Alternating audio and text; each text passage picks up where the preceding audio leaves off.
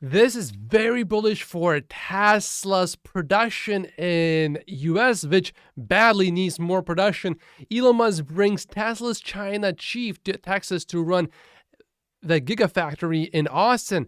This is great news. Tom Zhu, by the way, you may recognize him from this sketchy article which said that Tom did a great job in China, by the way, but this article from Ping has said that he would be promoted to CEO of Tesla Global. I don't think that's the case. What is likely to be perhaps the case, especially in the future, is him being in charge of the automotive part of business of Tesla globally. That may not be a bad idea. I mean, Tom is in charge of China, and China is producing an insane amount of vehicles. Just in November, the total deliveries from China, including exports, came out at over 100,000 vehicles. Now, this is not exactly production because this is deliveries, but if we assume that deliveries equal roughly to our production, then that is easily over 1 million production run rate a year if we analyze that. So he did a fantastic job running Tesla China. And the talk is, when I hear things about Tom, is that he works 24/7, which is exactly what we want, right? Also, do you remember this story? Tesla China engineers go to Fremont factory to help boost production. I think what happened was Elon looked at the outcome from just sending a few hundred engineers from China to US in Fremont, and he was like, oh, looks good. Let's do more of that. Let's also send people from China to Austin. Let's do that again. Tom, by the way, started out in 2014 helping to build out the supercharger network in China, and he got a promotion after promotion after promotion after promotion. And he's the right guy, I believe. If you want the factory to be scaled as quickly as possible, he is your guy. So this is where we are starting to see Tesla using its experience and intelligence and bringing people from the factory that is really working already to bring that expertise to a factory that is just starting to ramp. This is why I believe in the future, as we build more gigafactories, these factories, their ramping process is going to be smoother because, of course, Tesla is learning from its mistakes. There are so many things to mess up in manufacturing. Oh, don't get started with that. My dad is actually in manufacturing, and when I was growing up, I spent 10 years with him, went to every single meeting, spent every single weekend, and we worked weekends, like every single weekend pretty much. And I spent all of my summer breaks with him as well at the factory, in the office, and I can probably count the number of days there where nothing went wrong on these fingers. That's in like 10 years. Maybe just one hand, actually. Every single day, there's a problem. One day the machine breaks, the other day a supplier cannot deliver the supplies right on time. The next day someone gets hurt. The next day someone gets drunk. The next day someone doesn't come to work.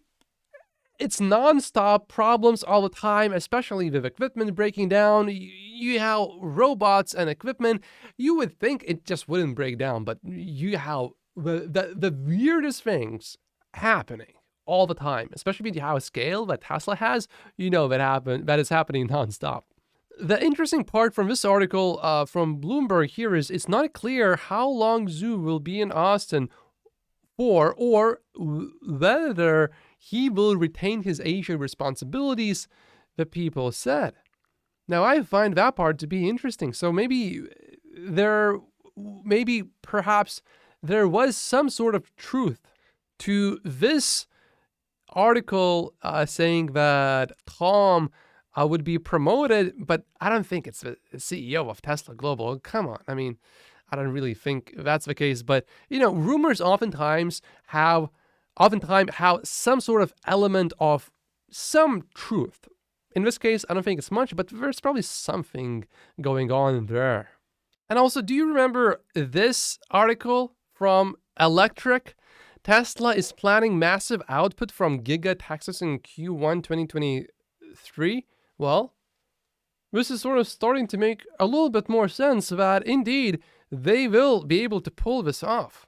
I mean, they are preparing for 75,000 Model Y vehicles to come out of Gigafactory Texas in Q1 of 2023. That is so many. And of course, the demand in US, once that $7,500 EV credit comes into effect, demand is just going to go to Mars.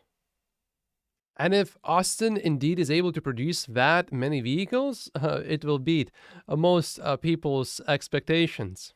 Here's some more news, whether good or bad.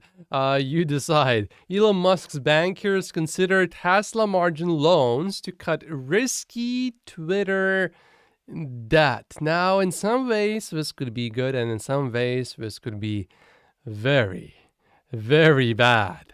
Depends on how you look at it. So let's dive in a little bit deeper. Elon Musk's bankers are considering providing the billionaire with new margin loans backed by Tesla stock. Yeah, the reason why Elon would want to do that is because he would get much lower interest rates. His current interest rates are 11.75% for $3 billion of unsecured debt. Wow. That interest. I mean, S&P 500 on average does not often make more than this much per year. Of course, one big problem is that Twitter is estimated to face annual interest costs of about $1.2 billion if the current debt structure remains in place, more than a measure of Twitter's earnings for the whole of 2021. So here's the thing. We don't want Elon Musk to sell more Tesla stock. That is not ideal. If he does get a margin loan, maybe not a bad thing. Of course, he would save on interest, but the problem is, if Tesla stock keeps going down, he could get margin call. Now, $3 billion, that's not very much. I mean, Elon has something like $80 billion of Tesla stock, roughly. And that would be very unlikely that Elon Musk would ever be margin called. I mean, 3 billion versus 80 billion, Tesla stock would need to completely, utterly collapse. But there would be more pressure then on Tesla stock, I think. Like, if you have Elon Musk as your enemy, let's say, and you have a lot of power to change media's narrative, you can report, let's say, super bad news on Tesla, driving the price down, therefore eventually perhaps bankrupting that person. Now with Elon, if it's only $3 billion, I don't think it's that much of a problem. But still, margin, I never go into margin when it comes to buying stocks. I never borrow money against a stock to buy more stock.